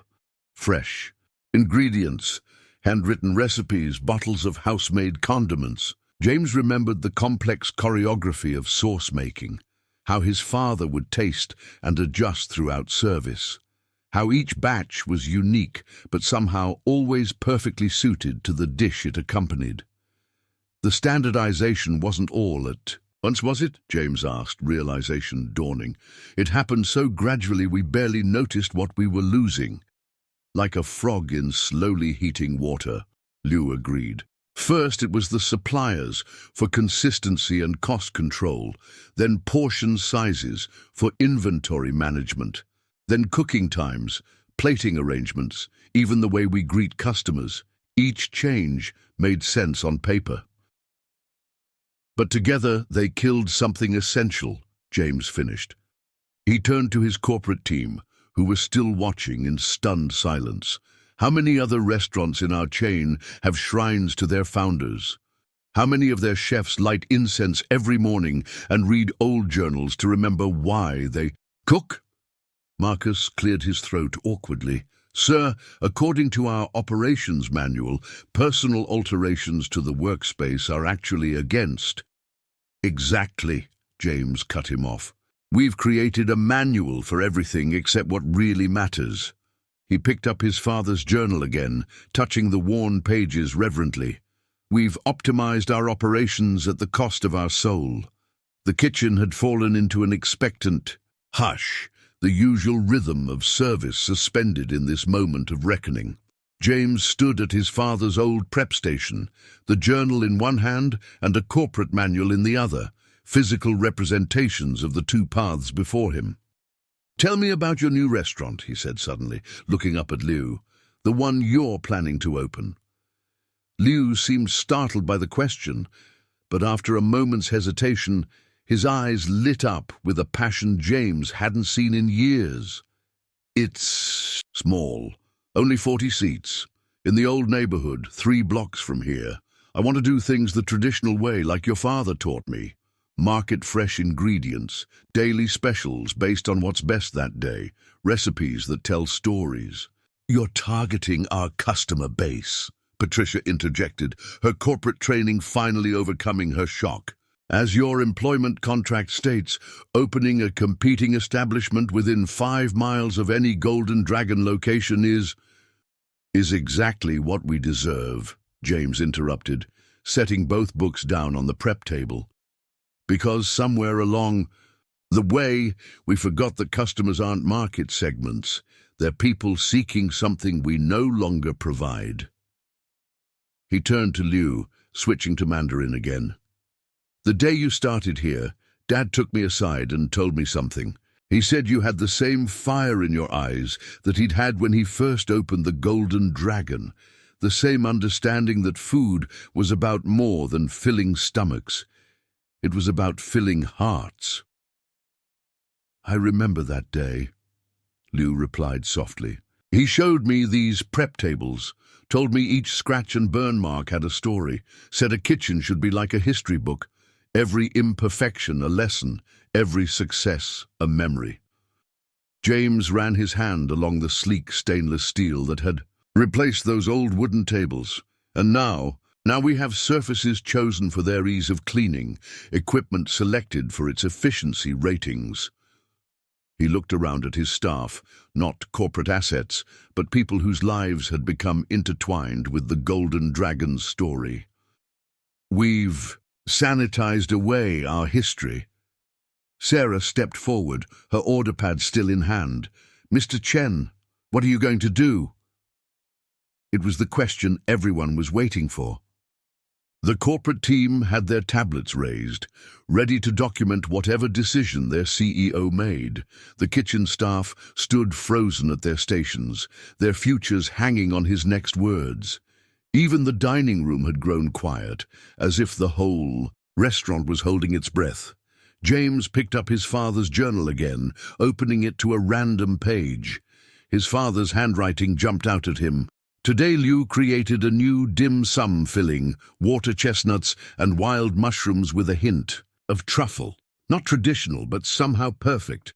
This is how cuisine evolves, not through focus groups and market research, but through passion and inspiration." He looked up at Liu, seeing not just his chef of 20 years, but the young cook who had helped him keep the Golden Dragon alive after his father's passing, who had tried year after year to preserve the soul of the place, even as corporate policies chipped away at its foundation. "The competing restaurant clause in your contract," James said slowly. "How much would it cost to buy it out?" Liu blinked in surprise.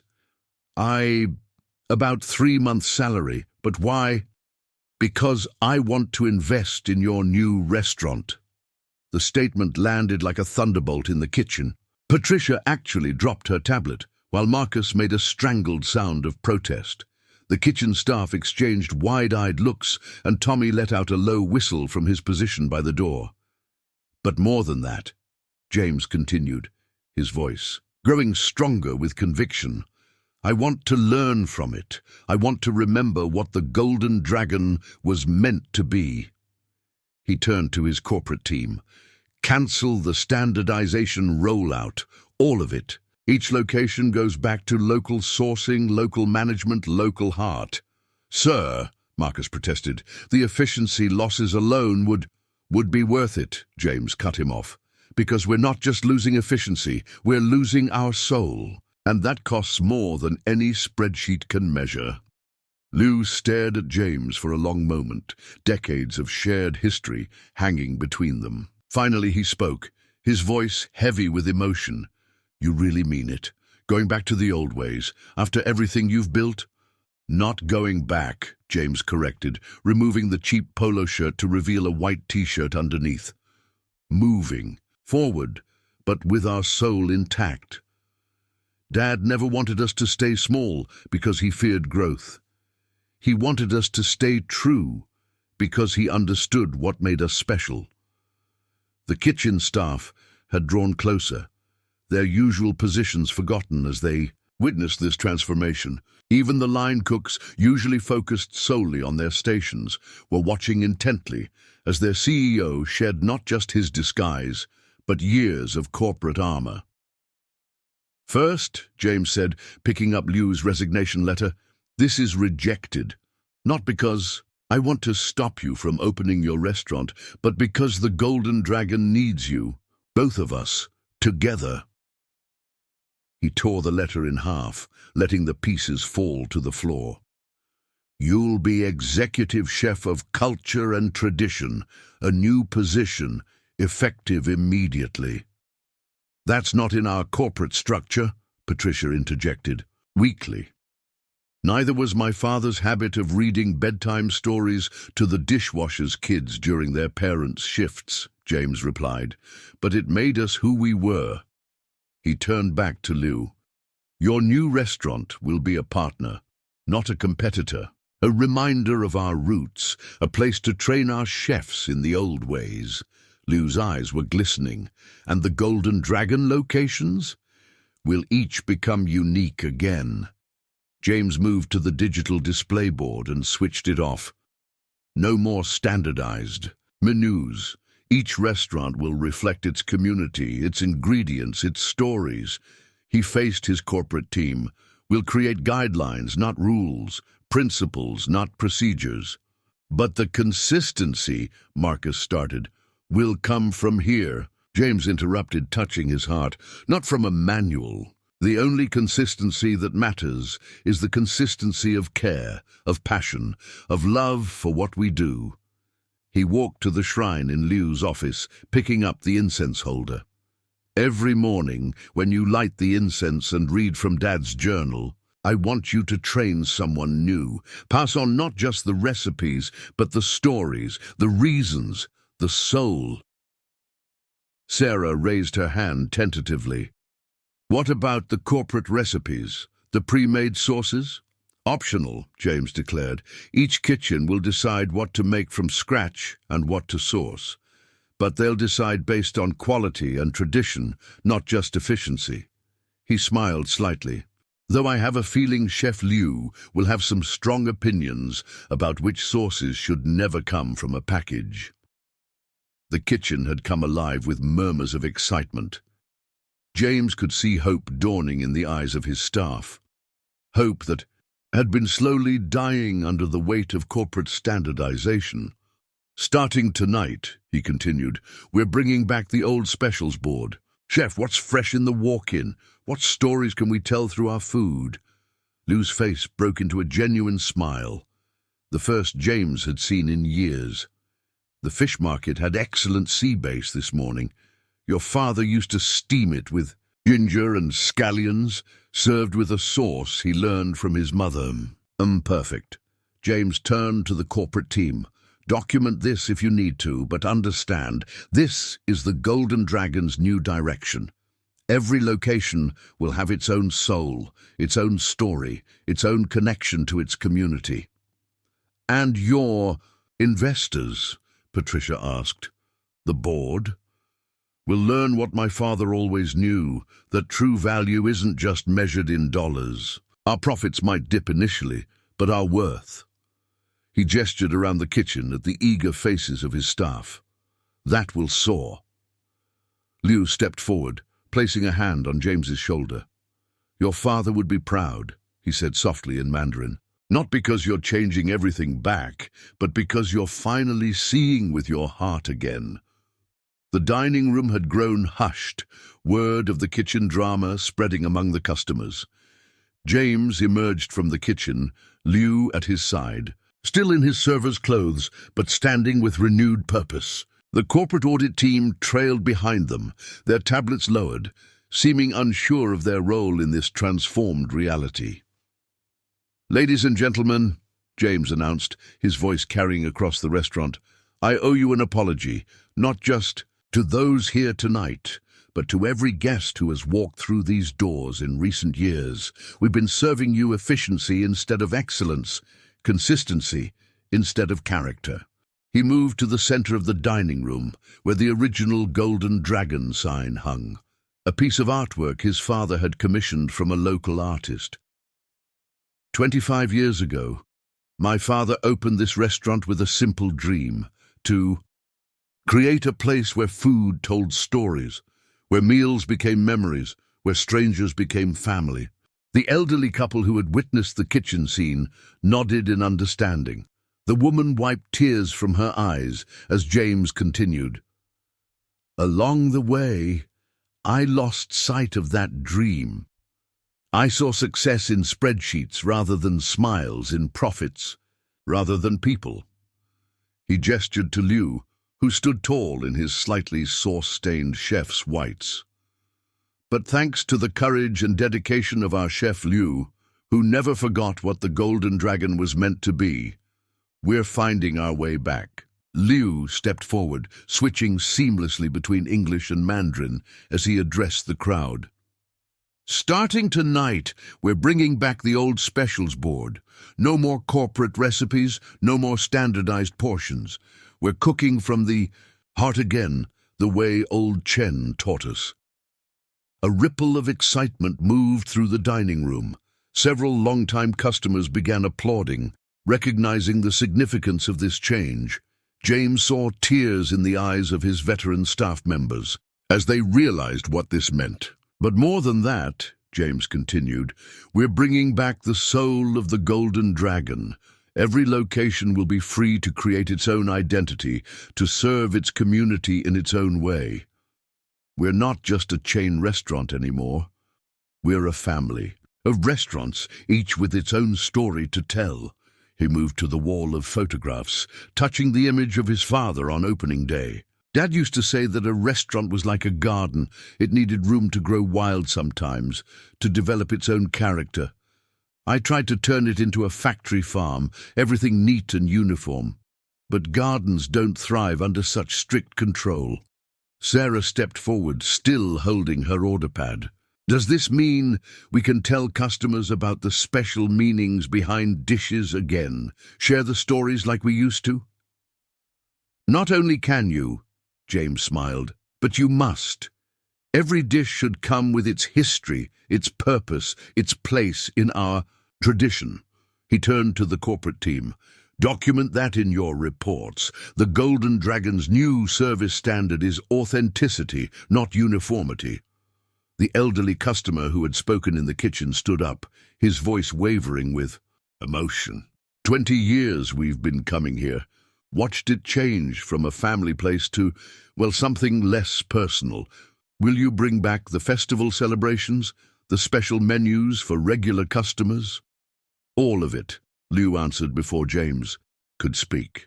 "Starting with the Mid-Autumn Festival next month. We'll make mooncakes the traditional way again. 3 days of preparation, each one with a story pressed into its crust." James watched as excitement spread through the dining room.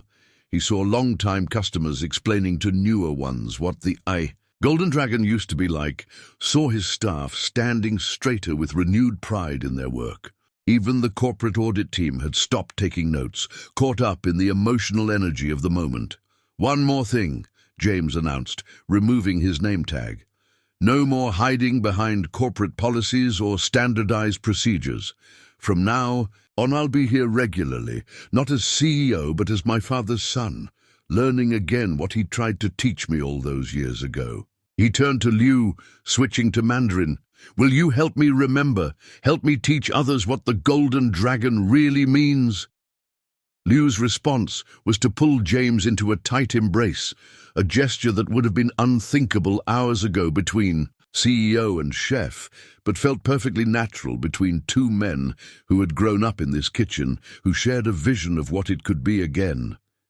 The rest of the evening unfolded like a celebration, though no official announcement had been made. Word spread through the dining room about the changes taking place, and long-time customers began sharing their own Golden Dragon memories with newer guests. The atmosphere had transformed from the efficient but impersonal dining experience of recent years to something warmer, more alive. In the kitchen, Liu had already begun implementing changes. The digital display board remained dark as he called out orders the old way, his voice carrying the stories behind each dish. Table 12, sea base for the couple celebrating their anniversary. Steam it the way old Chen taught us, with extra ginger, because that's how they always liked it. James moved between the dining room and kitchen, no longer playing a role, but truly seeing his restaurant through new eyes. He watched as Sarah explained to a young family the significance of the dragon motifs on the walls. Not corporate decorations, but symbols his mother had chosen to represent protection and prosperity. "Mr. Chen," Tommy called from the bar, "I found something you should see." The bartender reached beneath the counter and pulled out a dusty notebook.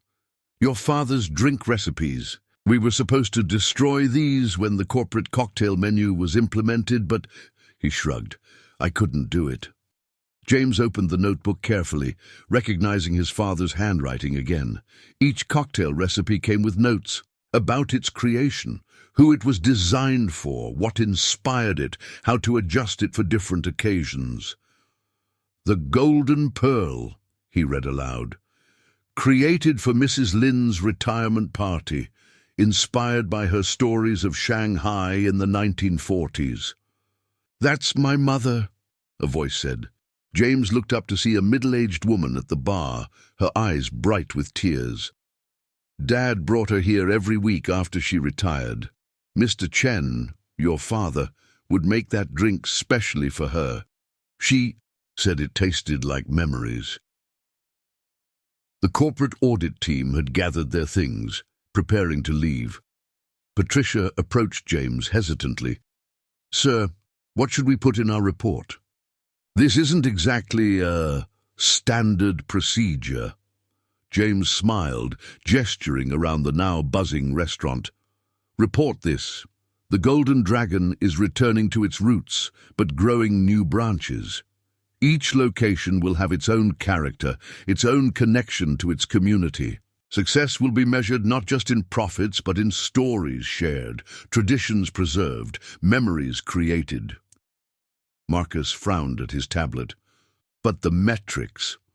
How do we quantify—" "Some things can't be quantified," Liu interrupted, emerging. From the kitchen, with a plate of dumplings, folded the traditional way, each one slightly different. "Try these, made from old Chen's recipe, with the filling adjusted for tonight's humidity. Tell me if your metrics can measure the difference." The corporate team sampled the dumplings, and James watched as their professional facades cracked. "This is incredible," Marcus admitted. "Different from our standard recipe, but better," Patricia finished. "More authentic." "That's what we lost sight of," James said, picking up his father's journal from where he'd placed it on the bar. "Authenticity can't be standardized. Soul can't be franchised.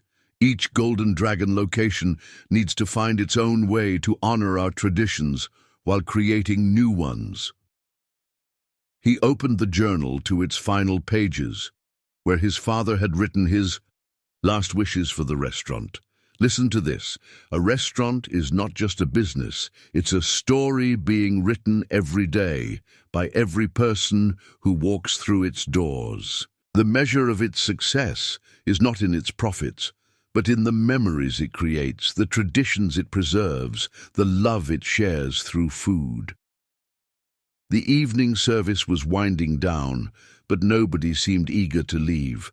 Long-time customers lingered, over dessert, sharing stories with the staff about their history with the Golden Dragon. In the kitchen, Liu had gathered the cooks around the prep station, teaching them the traditional way to make the restaurant's signature XO sauce. "Tomorrow," James announced to his staff, "we start fresh.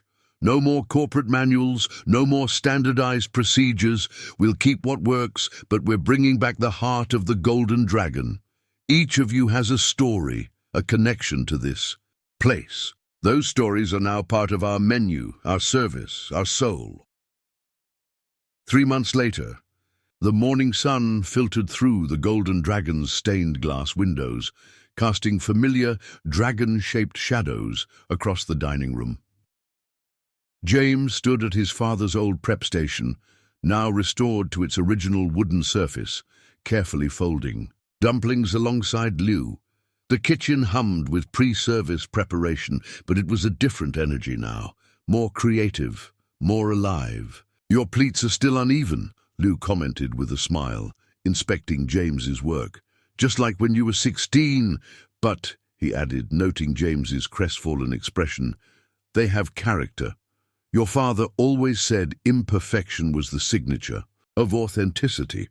The kitchen had undergone subtle but significant changes. The digital display board remained, but now it showed photos and stories of daily specials rather than standardized cooking times.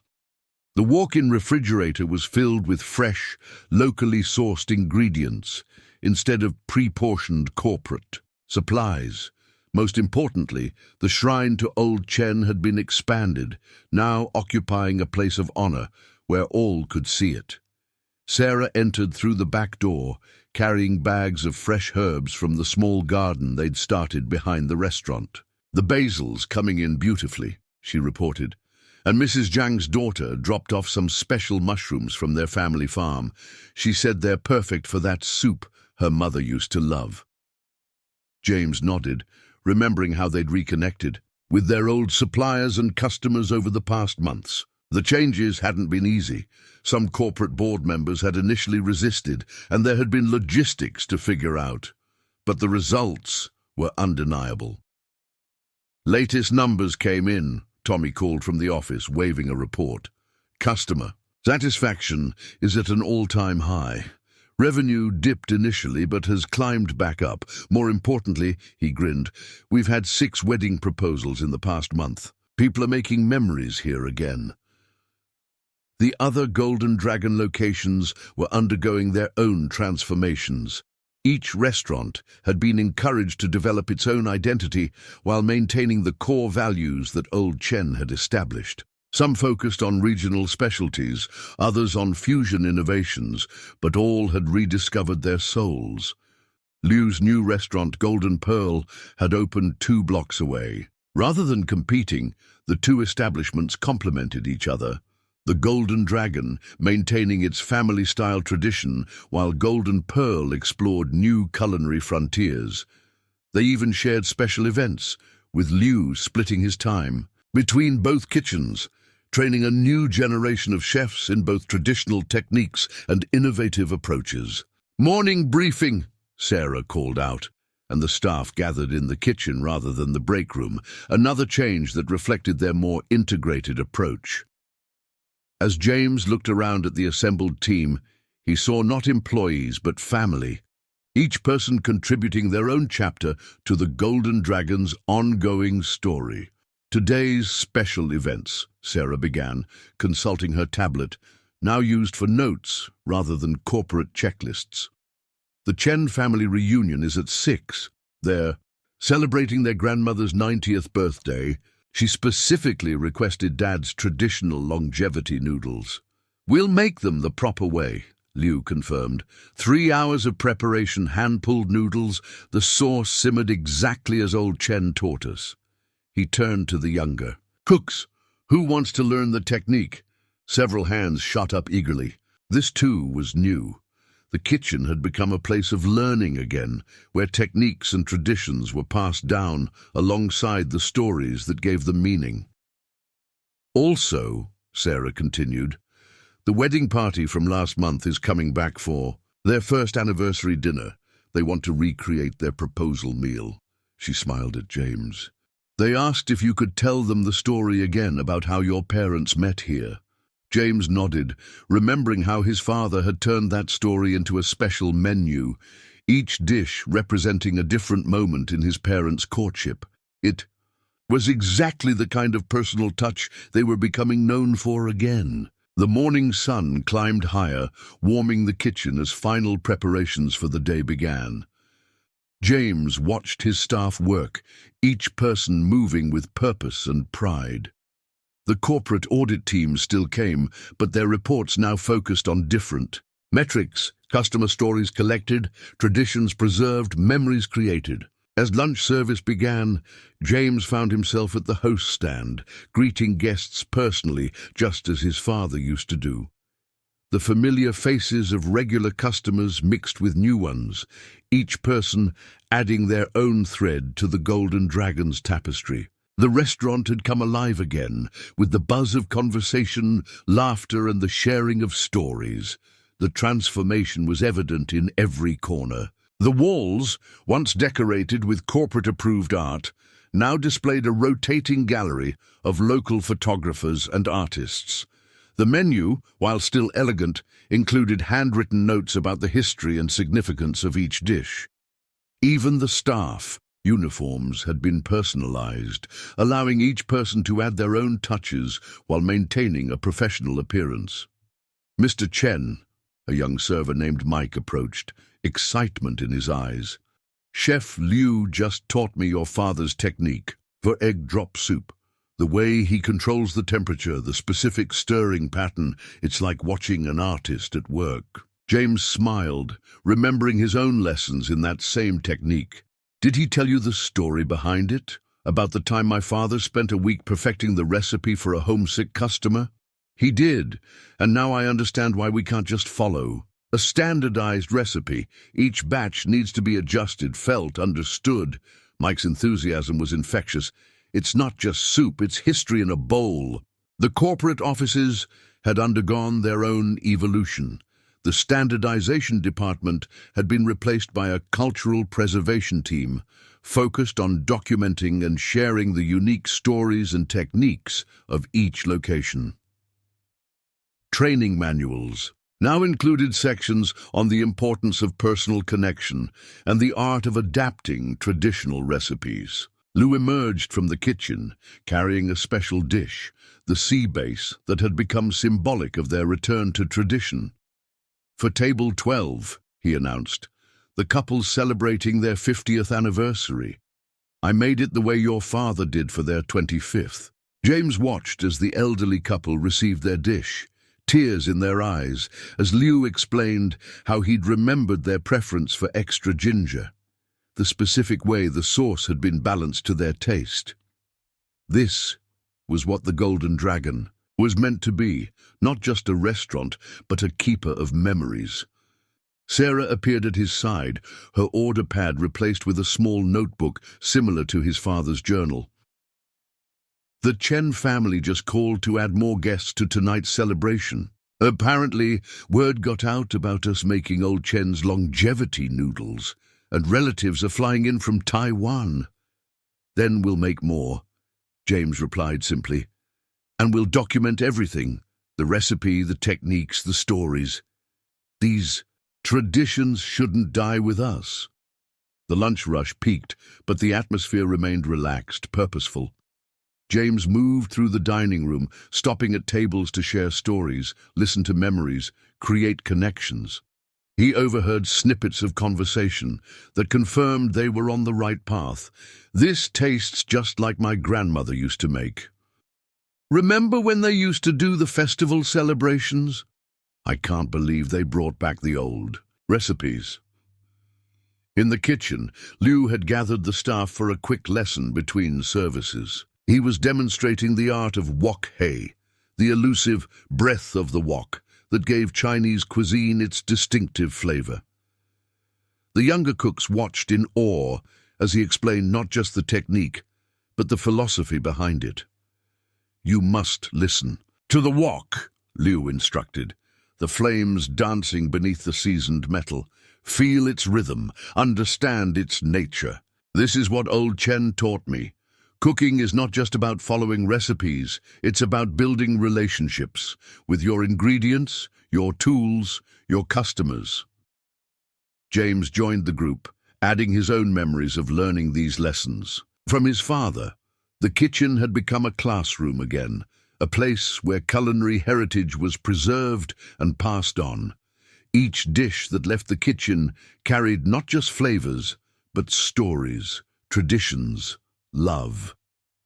Evening had settled over the Golden Dragon, the restaurant glowing with warmth from the carefully restored paper lanterns. The Chen family reunion was in full swing in the main dining room, 4 generations gathered around tables laden with traditional dishes. James stood in the doorway of his father's old office, now shared between him and Liu, watching the scene unfold. The shrine to his father had become a focal point of the restaurant, no longer hidden in Liu's corner, but prominently displayed where staff and customers alike could pay their respects. Fresh incense burned daily, and the collection of photographs had grown to include not just historical images, but new memories being created. "Little Chen," Liu called softly, using the old nickname that no longer felt strange. "It's time for the noodles." Together, they carried the enormous platter of longevity noodles to the celebration, the special sauce gleaming under the lights, garnished exactly as old Chen had always done it.